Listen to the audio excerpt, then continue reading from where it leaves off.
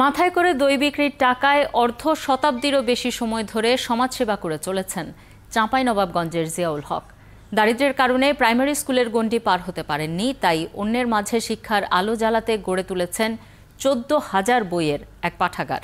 তাঁর স্লোগান হয়ে উঠেছে বেচি দই কিনি বই। সাদা মনের এই মানুষটি এবার পেয়েছেন 21শে পদক। একেএস রোকনের তথ্য ছবিতে প্রতিবেদন। এভাবে নিজের বাসায় দই তৈরি করেন চাঁপাইনবাবগঞ্জের ভোলাহাট উপজেলার মুশরিভুচা বটতলা গ্রামের জিয়াউল হক। পরে মাথায় করে বিক্রি করতেন এলাকায়। পঞ্চম শ্রেণীর বেশি পড়াশোনা করতে পারেননি দরিদ্র পরিবারের জিয়াউল হক, কিন্তু ছোটবেলা থেকেই বুঝতেন শিক্ষার কদর। তাই দই বিক্রির টাকা জমিয়ে 1969 সালে নিজের ঘরে প্রতিষ্ঠা করেন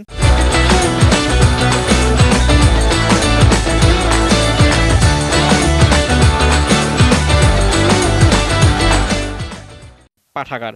এখন এখানে বইয়ের সংখ্যা 14,000।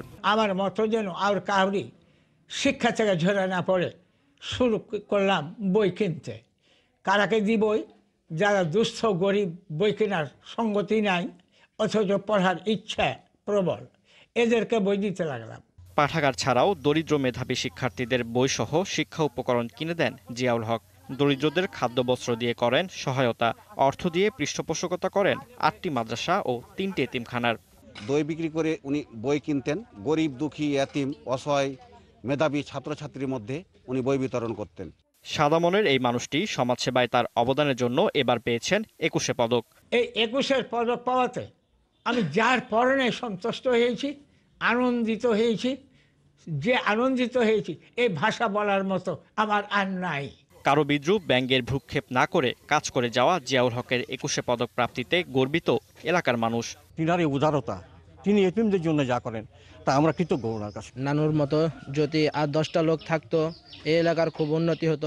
জিয়াউল হকের প্রতি সম্মান জানান চাঁপাইনবাবগঞ্জ ভোলাহাটের বিশিষ্টজনেরাও। তিনি যে সমাজসেবায় পুরস্কার পেয়েছেন, এই পুরস্কার পাওয়ার ফলে আরও সকলে এই সমাজসেবায় উদ্বুদ্ধ হবে। আমাদের ভোলাহাটের মুখ উজ্জ্বল করেছে। আমরা ভোলাহাটবাসী, আমরা খুবই আনন্দিত, খুবই অভিভূত, খুবই খুশি। আগামী 20 ফেব্রুয়ারি জিয়াউল হকের হাতে 21শে পদক তুলে দেবেন প্রধানমন্ত্রী শেখ হাসিনা। ফারদিন নীরব, 71।